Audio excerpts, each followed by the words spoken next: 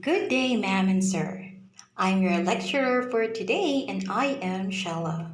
Today we will talk about proper phone etiquette. What is phone etiquette?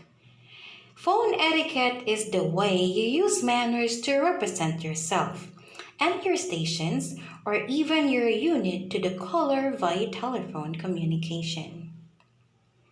Why is phone etiquette important? It is important to make a standard or professional call. It also creates a good impression. And lastly, it helps to provide equal level of quality. You must remember that by learning the rules, you get to know what to do and what to avoid. Phone etiquette is very essential because if someone knows the rules, it will be easy for the caller as well as the receiver to understand each other. It builds a good rapport. And also, it gives a good impression. Next one is the essential rules of phone etiquette. The first one, no more than 3 rings. What does it mean? Whenever we answer a call, we must make sure to answer it within the first ring up to the third. Why? We must make sure that every call, we must need to answer it with a sense of urgency. It should be prompt all the time. Next one, you have to speak clearly and concise. Every time you speak with someone, it's very essential that you must speak clearly so that the person might understand or will understand you better.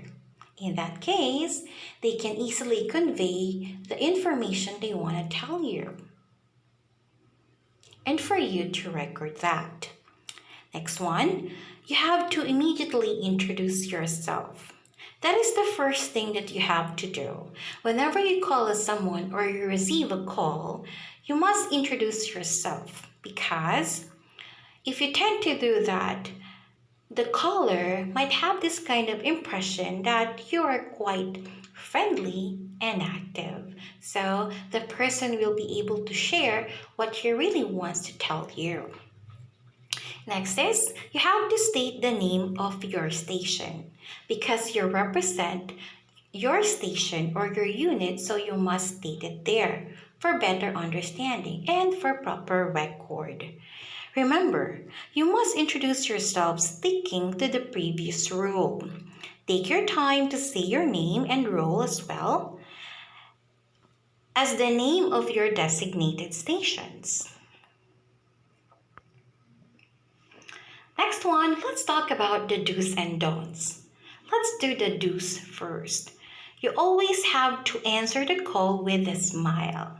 Even if you don't see the person face to face, but if you try to smile whenever you answer the call, it gives you like a positive feeling. It's like it makes you a bit lively or active.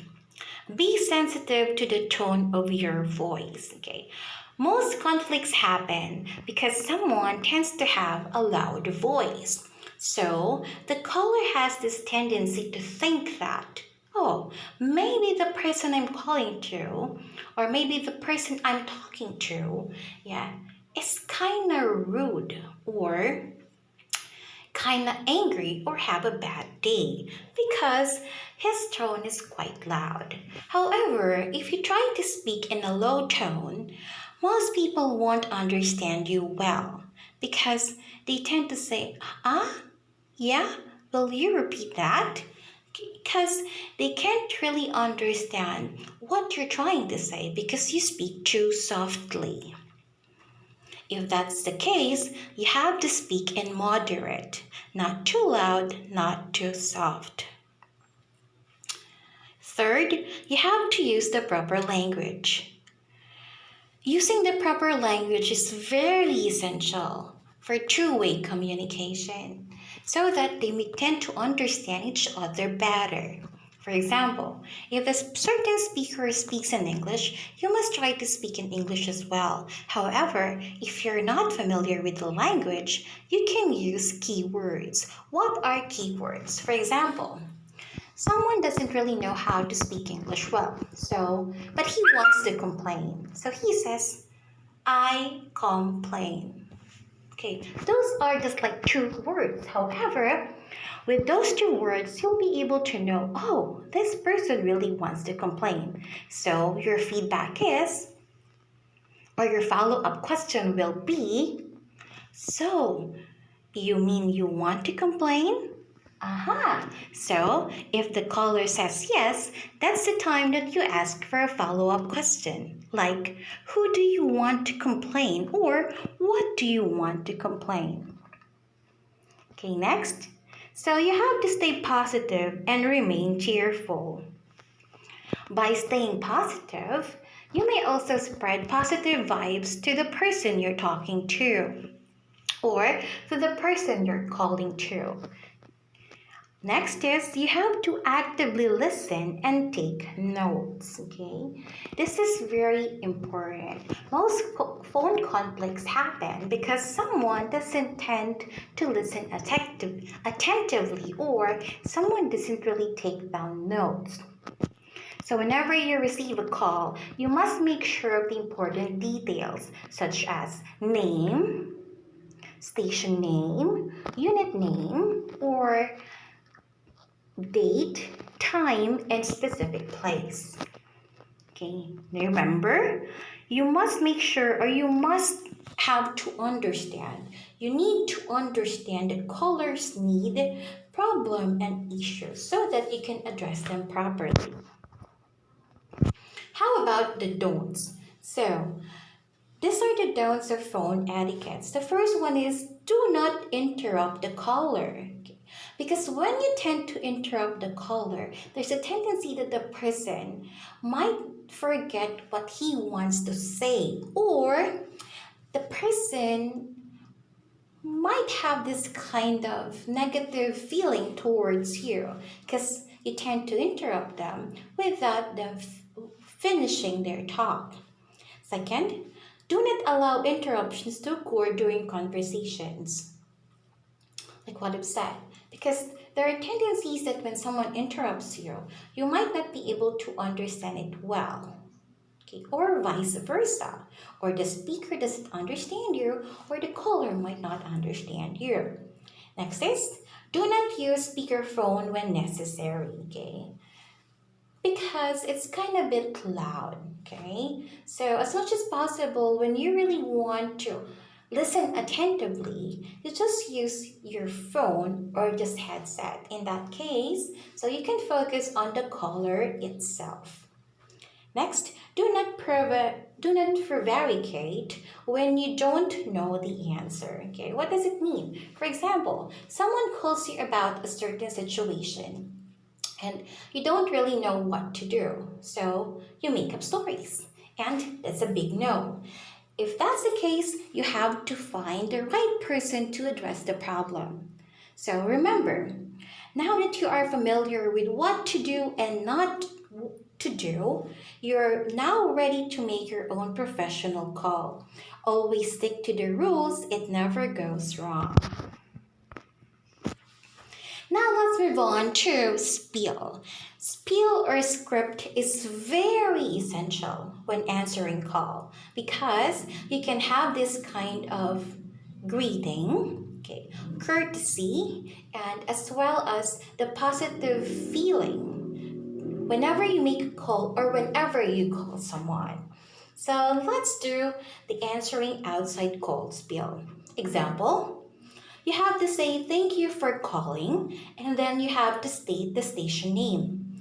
This is, and then your rank and name. Speaking, how may I help you? It goes like this.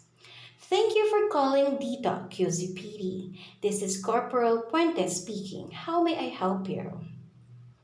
As you can see, I use the lower and higher pitch intonation. Whenever you make a spiel, you have to give you have to give such expression that you really want to speak with the person in a nice way. So once again, you can say, "Thank you for calling Tito QCPD. This is Corporal Fuentes speaking. How may I help you?"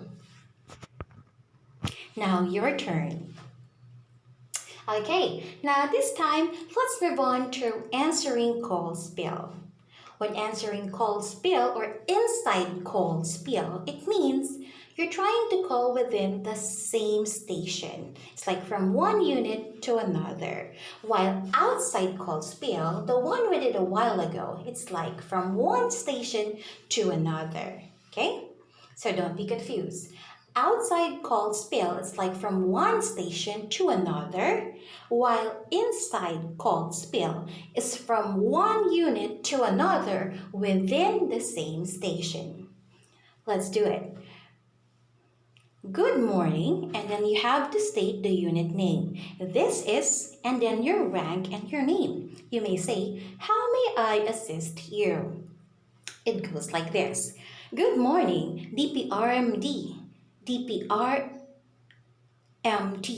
This is Corporal Puentes. How may I assist you? So as you can see, so during the first spiel, when I tried to pronounce certain letters, I kind of stopped because I tried to make sure that I read it carefully. But it should not be like that. It should go like this. Good morning, DPRMD. This is Corporal Puentes. How may I assist you? Okay, so if the person doesn't really speak English that fast, you try to speak it in an average tone or average speed for better understanding. Now let's move on to placing a caller on hold spiel. So most of the time, when we call someone or when we put them on hold, we just say, "Sandali lang, saglit lang po," okay? It's also good. However, it is not that polite. So we must say it in a polite way by doing this. So you can say the caller name, and then you may say, "May I place you on hold for a minute?" The other one is the caller name, and you may say, "May I hold the call for a minute while I'm checking your information?" Example, Corporal Reyes, "May I hold you for a minute?" or "May I place you on hold for a minute?" Next is Corporal Reyes, "May I hold the call for a minute while I'm checking the information?" In that case, so the person you're talking to might have this kind of feeling that even if you try to hold them for a while, but you are willing to address the problem. Next, we have to do the transferring a call spill.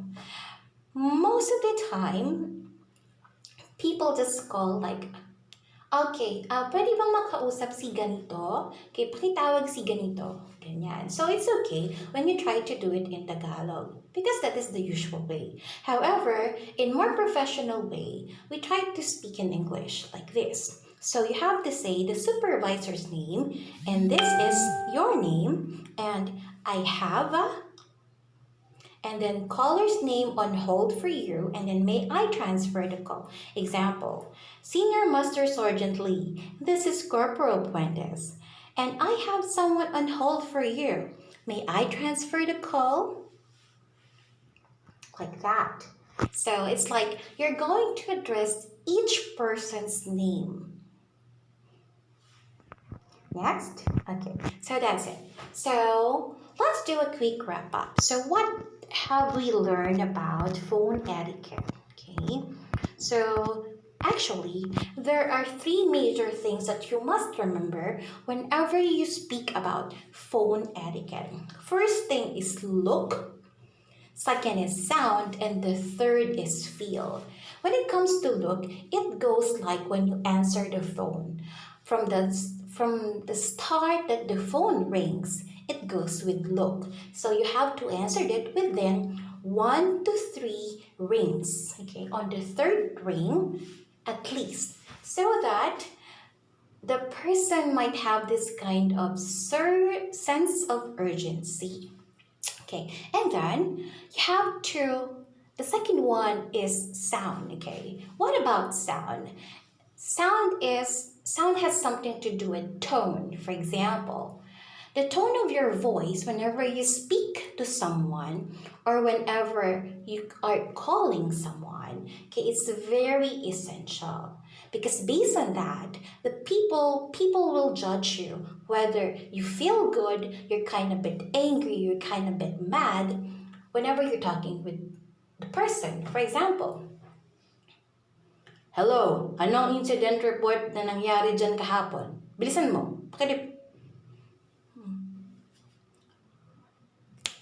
Okay, like that. So in that case, um, maybe there is like a sense of urgency in that call. However, the person who's calling might be a bit mad for some reasons, or maybe have a bad day. So the person who receives it might have this kind of fear, or maybe the person might also think negative towards the caller. So, hindi natin gustong mangyari yon. So, the first thing we have to do is, we have to speak in a nice way. In that case, we can have this positive vibes transfer from one station to another or from one unit to another.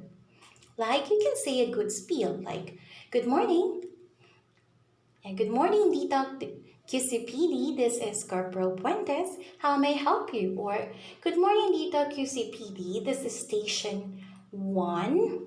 Okay, I would like to ask about a certain incident report happened last night. Like that. Okay, so as you can see, I've mentioned two stations like that. It's like you have to address them properly. Okay, what else? So those kind of things. And I hope you learned something about that. Oh, one more thing. Okay, a while ago someone asked me about how are they going to handle irate callers, okay? So yung mga parang galit kapag sumasagot. Okay? So in that case, you can't really do something about how they feel or the tone of their voice. However, you can change yours. Okay, for example, someone call you. Hello, maaari mo bang ma-relay yung instruction from higher instruction to lower instruction? Pakisabi ganito, magkakaroon tayo ng meeting. Okay? So, ganon. However, it is good because there are some people, they tend to speak in a high tone or in a loud tone. Okay, so you can't do anything about it. However, in your case, so you can address the person. Yes, sir. So, we would like to verify the information or clarify the information. So, you want to say that magkakaroon po tayo ng meeting or seminar sa ganitong lugar at sa ganitong oras. Ganyan. So, in that case, you also do paraphrasing and you also speak in a nice way. Why do we do paraphrasing? Because we have to clarify each information, especially sa oras. Napaka-importante nito. Most of the time, kapag namamali tayo ng pandinig, sa 12 and 2, doon tayo nagkakaroon ng confusion. So, kung hindi kayo sigurado sa sinabi ng inyong kausap, kailangan nyo itong ipaliwanag or ulitin sa pangalawang beses upang magkaroon ng clarification or mas maging maayos ang inyong pag-uusap. In that case, you can build a good rapport. Paano naman kung napakabilis magsalita ng tao at hindi ka makasingit? Okay, so nangyayari talaga yan. Usually kapag nagkakaroon ng complaint, ang dapat nating gawin ay hayaan lang muna nating matapos ang speaker na sabihin ang gusto niyang sabihin. Then in that case, gawin mo pa din yung part mo na sabihin mo na, yes, we understand your problem. Now, by the way, I am Corporal Puentes from TikTok. I am very much willing to assist you. Okay, like that. So, in that case, the person, yung caller na medyo nagmamadali, ay mapapaisip siya na, ay, kahit pala ganun yung boses ko or ganun yung way ng pagsasalita ko, willing pa rin yung speaker or willing pa rin yung receiver na i-address ang problem ko. Okay. Also, what else? So we must have our pen and paper with us all the time. It's very essential to take notes. Okay?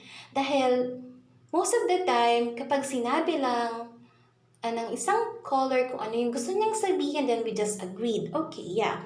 And then, after a while, we tend to forget it. What if that's a very important information? So, what are we going to do? Unless we recorded it, so we can just listen it listen to it back. Pero kung wala, we must make sure na we have our pen and paper with us. Okay. And with our technological era, usually we just have our phones, okay, and our computers. So we can just take notes of that using the notes application. So we can just scroll up and down like that. And we can easily know kung ano yung mga vital informations. Ano ba yung mga vital informations na kailangan natin kunin sa pagtitake ng notes? First is yung name ng caller. Second, kung saang department siya galing. Okay? For example, or saang unit siya galing or saang station. Or what if civilian siya? So, you must take note of it. Third is a specific time or date. Okay, so you have to record that one. What if, for example, someone calls you and he said that, I want to speak with Master Sergeant Lee. Please tell him, or please, tell him to call me after 2 days. So that is after 2 days. So what if nakalimutan mo? So you have to make sure about a specific information dun sa pagtitake mo ng notes. So you can remind her. Or next is you have to get the contact number of the person so that the person might call back. Okay, and what else? And then the summarize, okay, or the summary. You have the summary what the person has said, okay? It's like you have to make key notes, okay? So that kung gabilis magsalita yung caller, maari mo paling malaman kung ano ang gusto niyang sabihin. Just remember, you have to look for keywords, okay? So that's it. So I hope you've learned something from our lesson for today. It's about phone etiquette, and I would like to apologize about what happened a while ago. I really had a problem with my net, and the gadgets that I was supposed to present, like the laptop,